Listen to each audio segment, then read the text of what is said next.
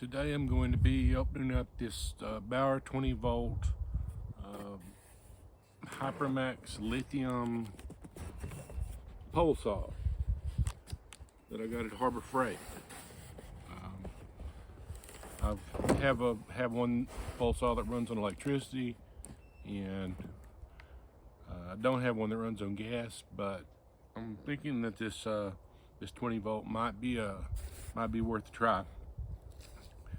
It says here on the box, they pointed it out to me at the store, tool only, battery and charger sold separately. But if you have any Bauer, if you own any Bauer tools, if you have shopped at Harbor Freight, you most likely already have a battery and a charger. This is a 5 amp hour battery and a fast charger.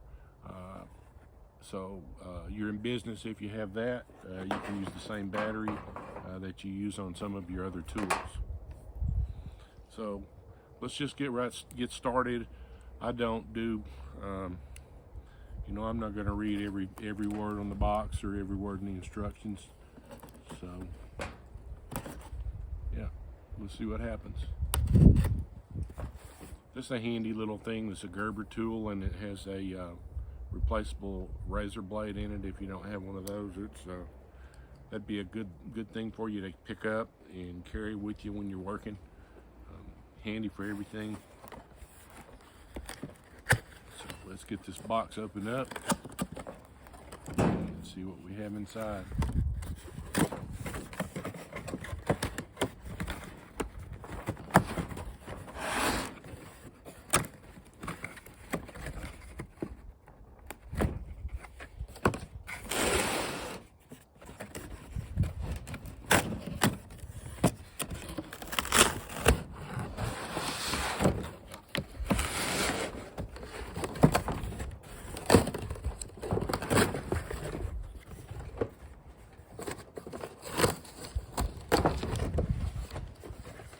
So there's what I see. Instruction manual.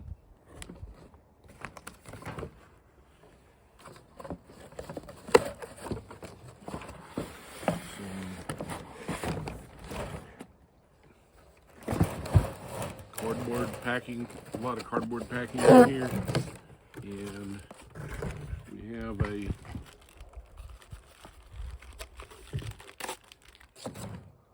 looks like a little bottle of oil for a chain. So we'll get this box out of the way. Here's what came out of the main box. We have two pieces here that I'm gonna take a guess and assume, and I'm not gonna read the instructions. I'm gonna unless I run into something I need to. So this looks like this collar screws down.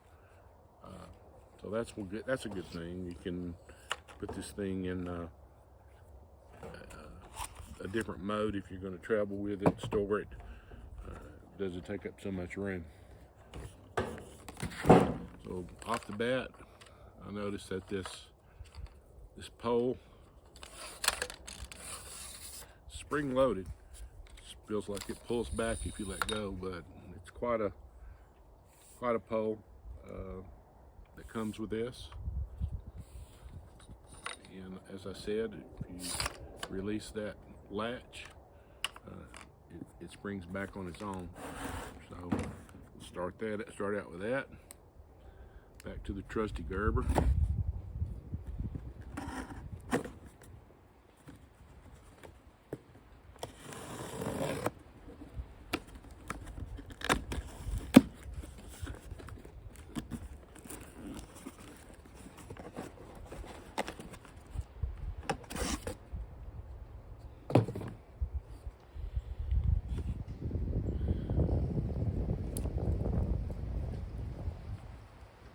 In this box, it looks like we have a variety of items. That appears to be the trimmer head, or the saw head,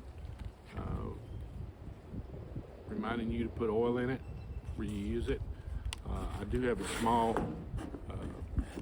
handheld 70-volt saw from Bauer, and it looks like the components are the same as those. Get this box out of our way.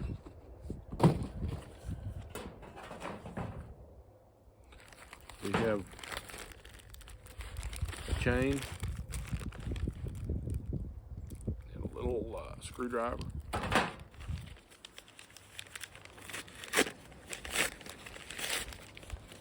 And we have a miniature bar. It's an Oregon brand. It's 91 low kickback bar. We have a strap. I assume that's to help you if you choose to use that when you're running the saw. My small saw has a toolless tensioner, and I believe that's what this is on this one. So I'm just going to unscrew that. And I'll check later. Hopefully these bars and chains are interchangeable, and that would be a plus. We're working and we needed access to an extra chain at some point, or when it gets dull, we could switch them over. It does have some instructions on the side of the pouch the chain came in.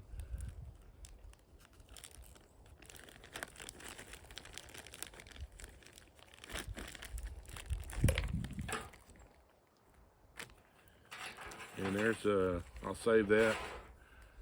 It's an Oregon chain number 91P033X. Made in China.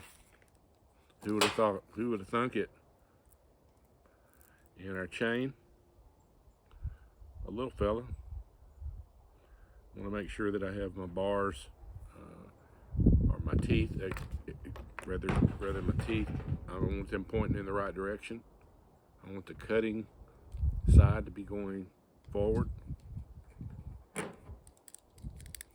I'm just going to drape this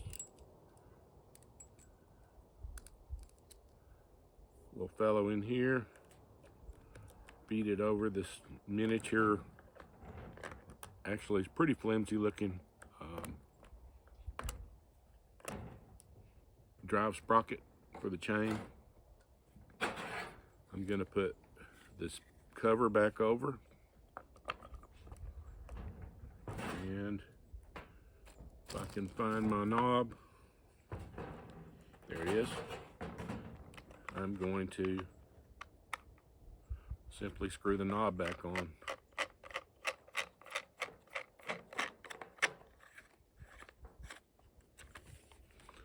As you tighten this knob on the other saw, it tightens the chain automatically.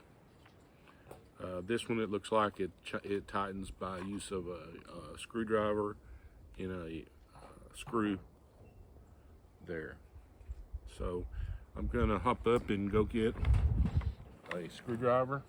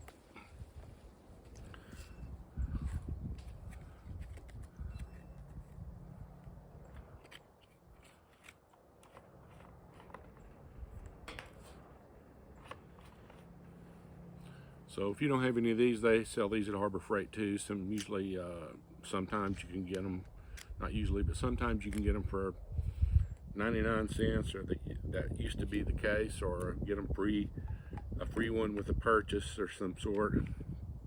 But at full price, they're only like $1.99, and they'll even, you pull the bit out, and they even work for 2 different sizes, and they'll even work as nut drivers. So you got large Phillips and flat, and you got a smaller Phillips and flat. So I believe the smaller one's going to do the trick for me as I tighten my chain.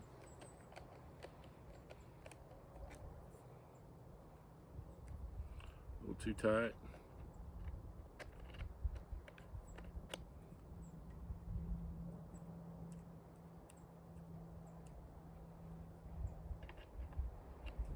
And then I'm going to cinch it down with this knob on the side.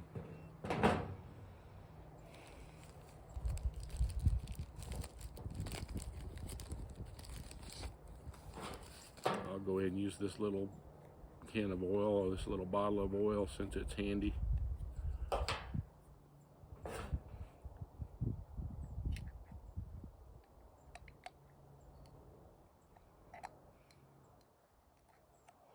A lot of times I'll make a smaller hole, so it's easier for me to regulate the amount of oil.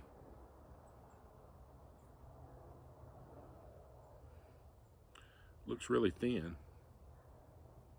I don't know if you can see that or not, but it looks like really thin oil. Let's see what this book says about that oil. Maybe it has some other purpose. But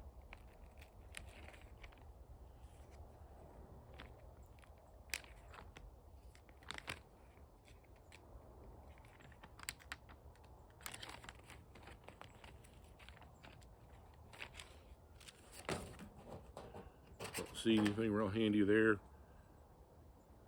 Add correct amount of bar oil and chain oil before every use. Operating with low or no oil voids a warranty, and it's just it's cutting oil, so we're going to keep on going with it. I don't know where I'll find any more like this if I need it, but I imagine I'll just use my regular. And this has got a white color and really watery consistency. It's not like any bar oil I've seen before or used before. So I'm just going to put a little in it, half a bottle or so, and finish putting it. It's got a little scabbard there for our chain, our chain and bar. Stick those on for a moment.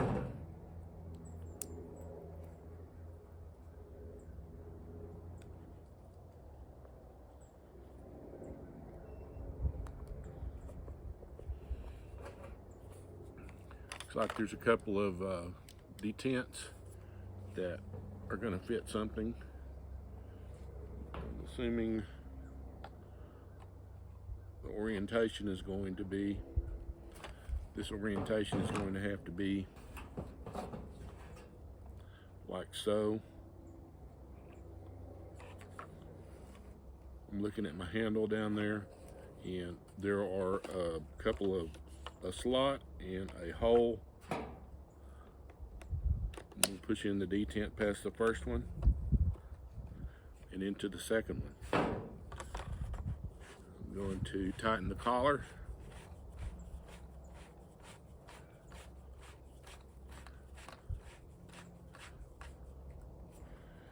And it looks like we're assembled, except for placing the battery. Tag on here says use a 3 amp hour or greater battery for best performance. Of course, if you haven't used one of these before, the battery, it just pushes in and clicks in place. And it can be released by using this tab.